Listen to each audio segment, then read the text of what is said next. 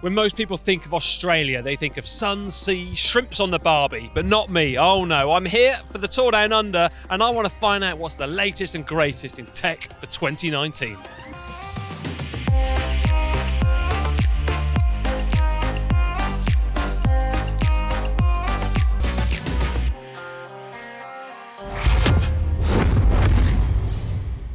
The new Civello S5 Disc, the first time I've got these hands on one. And well, it's a nice looking bike, isn't it? Now, other than of course the disc brakes and the ability to fit wider tyres, what else is there on this bike then? Well, strikingly obvious, let's face it, is the new handlebar and stem setup, taking a V-shaped type design, and apparently it's been developed in conjunction with 3T, of course themselves, who are, well, pretty much renowned for making handlebars and stems.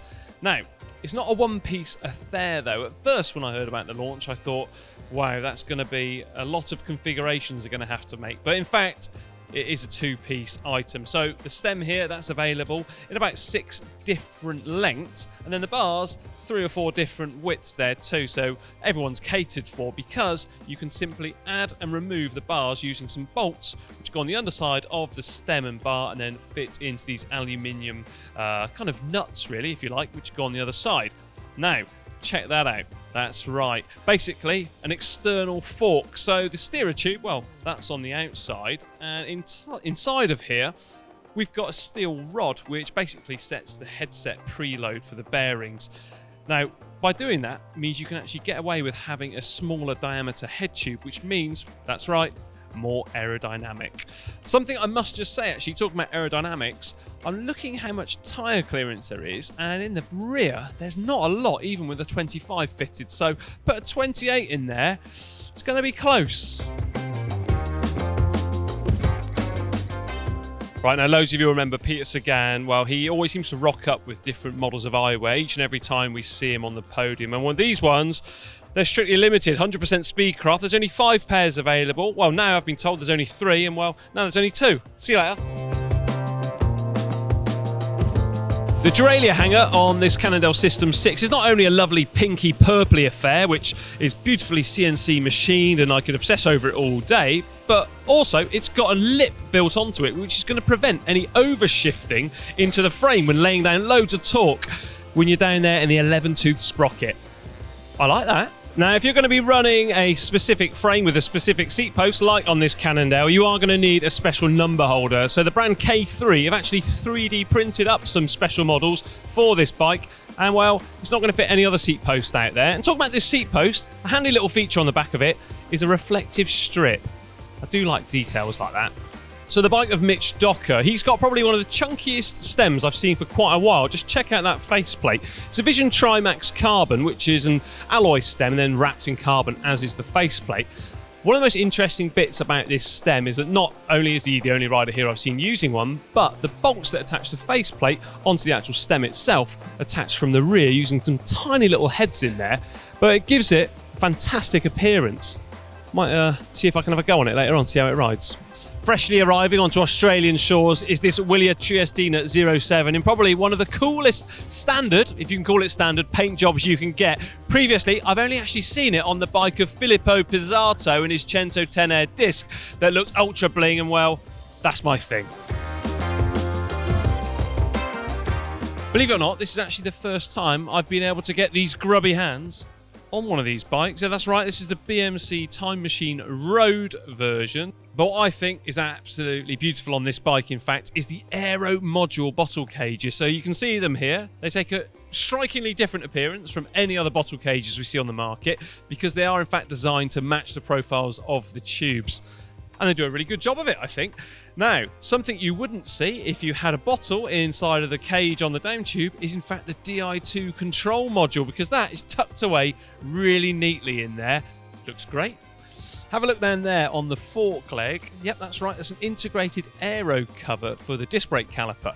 Now, this being the first time I've actually managed to look at the bike, at first I was a little bit unsure about it because I'd only seen it in a photograph, but now I can see it. It looks really nice, because after all, those calipers, they do get quite a bit of wind going through them, especially when these riders are pedalling away. So this is the ICS Aero system, standing for Integrated Cockpit System. Now, what's really interesting these days about integrated handlebars and stems is that they're not as integrated as they once were, when it was simply a one-piece affair. So in fact, the handlebars and stem are two separate components, meaning that mixing and matching stem lengths and bar widths is way, way easier for mechanics. So when it comes to having to change them around, it's not quite as troublesome. So the aerodynamics, of course, that comes from the flat profile here on the top of the actual handlebar. And the integrated, well, that can also be because the cables, they run internally here just past the bend of the actual top of the handlebar, and then they run internally all the way. Now, something else worth mentioning on this bike is the actual top cap cover of the headset, because that's aerodynamic, and they do in fact come in a couple of different heights too. So if a rider is going to be running with their bars slightly high, I guess, then aerodynamics are going to be kept to well, a reasonable level. And also this bottom section here, which is connected to the stem, that too can actually be changed. At first I wondered if it was integrated, but well, it's not strictly integrated, it's kind of incorporated into the actual stem design.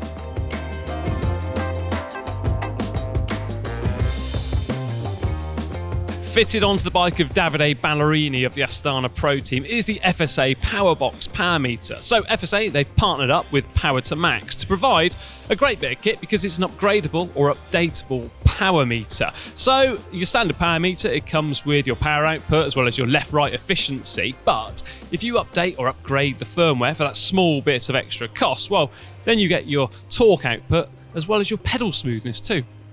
Handy. Wolfpack. No, it's not the name of the Quick-Step team. Well, it is, but these tyres aren't on the bike of Quick-Step. In fact, they're on the bike of Astana. Now, Wolfpack is a relatively small company, and the guy who owns it has actually worked at a number of other tyre companies along the way before, well, branching out on his own. Now, I have spoken to a couple of other mechanics here, and they reckon that these tyres are amongst the grippiest out there, and that the team could use them in all different weather conditions.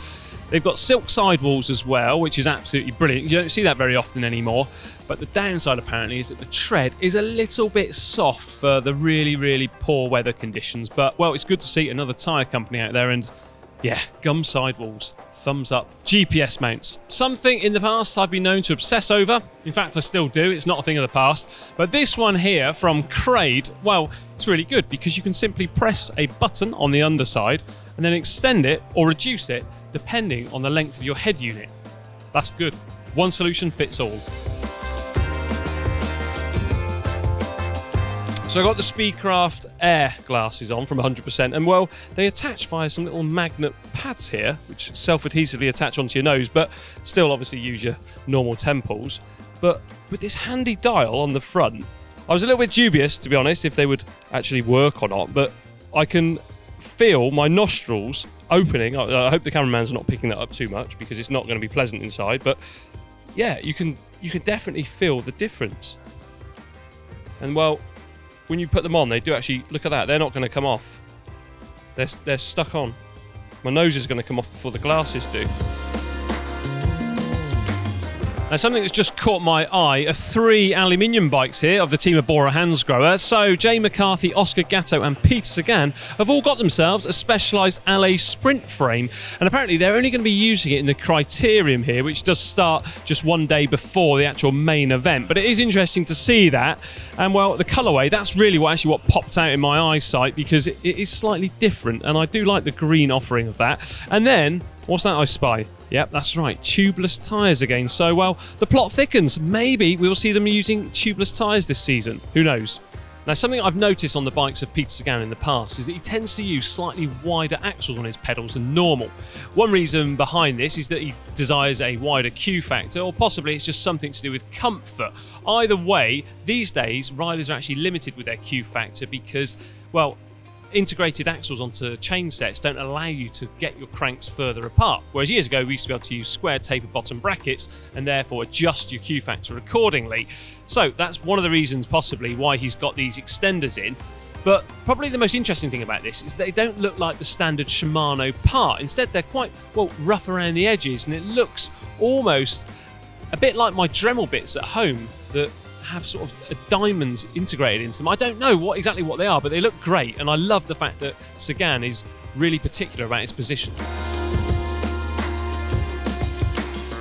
Now, tucked away on this bike of Adam Blythe of Lotto Sedal is in fact a K-Edge chain catcher. It's not just any old chain catcher though. Oh no. It is in fact a double whammy, if you like, because it's going to keep your chain in position as well as also it's got a magnet there on the bottom of it, so that's going to register up with the power meter, which means you're going to get deadly accurate cadence readings. Now, Blythe on this bike, he doesn't actually have his power meter fitted as of yet. The mechanic, well, he's calling over my name right now to try and get the bike back, but he's going to have to wait. But yeah, that's actually what it's there for. And if that's not enough K-Edge for you just yet, well, check out that. There's a number mount on there too. I do like a nice number mount. Something which I'm pretty sure is new is in fact this rear derailleur hanger that, well, another new product is fitted into. So in this case, it's the 12-speed Campagnolo Super Record EPS rear derailleur, but it looks to me like that is a custom-made derailleur hanger. So CNC machined bit of kit rather than cast aluminium. Now, some of you will remember back at the Vuelta a España in 2018, I spotted a prototype group set, an EPS Super Record 12-speed. Well, here it is in the flesh again, but this time, importantly, complete with logos. Keep your eyes peeled, it's coming. Well, at least I think it is. Now, a problem that many cyclists out there find is that if they're wearing sunglasses, which is pretty common here in Australia, for instance, they actually touch or rub or connect with the retention system on the back of the helmet. Now, in the case of Koo here, who are the manufacturer of these sunglasses, they're actually part of the Kask brand, and of course, Kask are a helmet company. They have come up with an ingenious solution, in my opinion, adjustable temples, which are done neatly because from first glance on the outside, you wouldn't even know they're adjustable. So you simply slide it into a slot of your choice, depending on the size of your head and also the retention system you're using. Great idea. So I'm lucky enough to be here with the bike of Elia Viviani, and well, he appears to be using clincher tyres, or in fact, tubeless tyres, judging by the nut here on the valve. So unless they're actually trying to pull the wool over my eyes and trick me, it wouldn't be the first time. Maybe, just maybe, we will see the team of De Koning Quick-Step Floors take to using tubeless tyres this season. That'll be a first, especially for that team. Now, after all that hot tech, I need to cool myself down. But before you go away, make sure you leave a comment down below with your favourite bit of tech. And also like and share this video with your friends. Give it a big thumbs up down there. Don't forget to check out the GCN shop at shop.globalcyclingnetwork.com. And now for another great tech video about clicking just over here.